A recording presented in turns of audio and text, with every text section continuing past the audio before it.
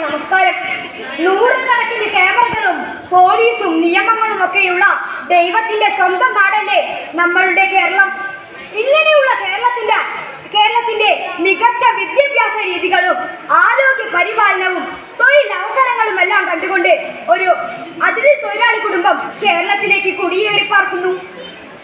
സന്തോഷത്തോടെയും സമാധാനത്തോടെയും അവരുടെ ജീവിതം മുമ്പോട്ട് പോകുന്നു.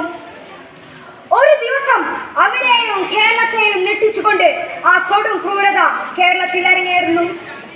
എന്റെ ഏകാഭിനയത്തിലേക്ക് എല്ലാവർക്കും സ്വാഗതം. എന്തിനീ കൊടും ക്രൂരത?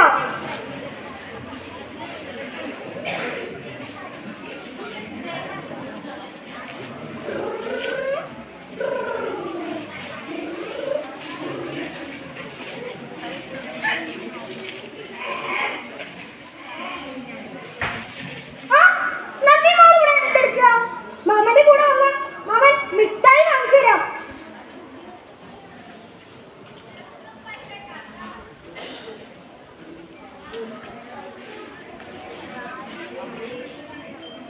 നന്ദിനി മോളെ, മോളുടെ അമ്മ വന്നു. നീ എവിടെ? നന്ദിനി മോളെ, എന്റെ കടവുളെ, നന്ദിനി മോളെ എവിടെ? നന്ദിനി മോളെ, നന്ദിനി മോളെ, മോളുടെ അമ്മ വന്നു. നീ എവിടെ? നന്ദിനി മോളെ, നന്ദിനി മോളെ, എന്റെ നന്ദിനി മോളെ എവിടെ? നന്ദിനി മോളെ, എന്താ ഇവിടെ? ഞാൻ ജോലിക്ക് പോയിരിക്കുന്നു. എന്റെ നന്ദിനി മോളെ കാണാനില്ലേ? മാറ്റില്ല. നീ പേടിക്കാതെ, നമുക്ക് അവളെ നോക്കാം. നീ പേടിക്കാതെ. എന്താണ് ഇവിടെ ബഹളം?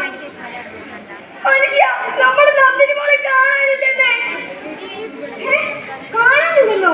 അവളിവിടെ അവിടെ പോയി. അവളിവിടെ തന്നെ ഉണ്ടാവും. നീ പേടിക്കാതെ. ഇല്ല, അവളിന്റെ ഒരു സ്വരം കേട്ടാ മതി, അവൾ ഓടിയെത്തും. അവളിവിടെ ഒന്നുമില്ല. നീ പേടിക്കാതെ. ഞാൻ പോലീസ് സ്റ്റേഷൻ വരെ ഒന്ന് പോയിട്ട് കംപ്ലൈന്റ് കൊടുക്കാം. നീ പേടിക്കാതെ. വേഗം ആവട്ടെ. ആരവിടെ? വന്നോളൂ. സാറേ, എന്റെ നന്ദിനി മോളെ കാണാനില്ല സാറേ. കംപ്ലൈന്റ് ചെയ്യാൻ വന്നതാ. കാണാനില്ലെന്നോ? നിങ്ങൾ എല്ലാവർക്കും തപ്പിയായിരുന്നോ? തപ്പിയായിരുന്നു സാറേ, എല്ലാവർക്കും തപ്പിയായിരുന്നു. എന്റെ നന്ദിനി മോളെ കാണാനില്ല. ഞാൻ പേടിക്കാതെ. കുട്ടിയുടെ ഡീറ്റെയിൽസ് ഒക്കെ തന്നോളൂ, ഞങ്ങൾ തപ്പാം. വളരെ ഉപകാരം സാറേ, വളരെ ഉപകാരം. ദിവസങ്ങൾക്ക് ശേഷം തിരക്കേറിയ മാർക്കറ്റിന് മുമ്പിൽ സതീഷ, അവരെ മാറ്റേ. കുട്ടിയുടെ അമ്മ ഒന്ന് നോക്കട്ടെ.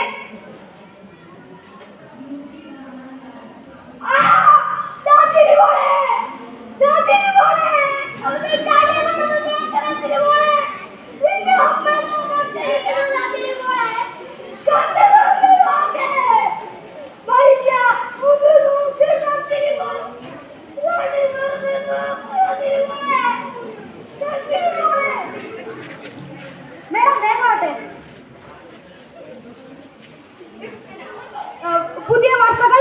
കേരളത്തിൽ വീണ്ടും ഒരു കൊടുംകൃത്യം അരങ്ങേറിയിരിക്കുന്നു. 5 വയസ്സ് മാത്രം പ്രായമുള്ള ഒരു കുട്ടിയെയാണ് കൊല്ലപ്പെടുത്തിയിരിക്കുന്നത്. കൂടുതൽ വിവരങ്ങൾക്കായി ഞങ്ങളുടെ ചാനൽ കാണുക. ദിവസങ്ങൾക്കു ശേഷം കോടതി മുമ്പിൽ. നന്ദിനി എന്ന കുട്ടിയുടെ വിധി അറിയാനായിട്ടാണ് നമ്മൾ ഈ കോടതിയെ സന്ദർശിച്ചിരിക്കുന്നത്. എന്തുണ്ടാവുമെന്ന് ഇന്നറിയാം. ആളുകളൊക്കെ ആകെ ആക്രോശത്തിലാണ്. നന്ദിനിക്ക് നീതി വേണം, നന്ദിനിക്ക് നീതി വേണം.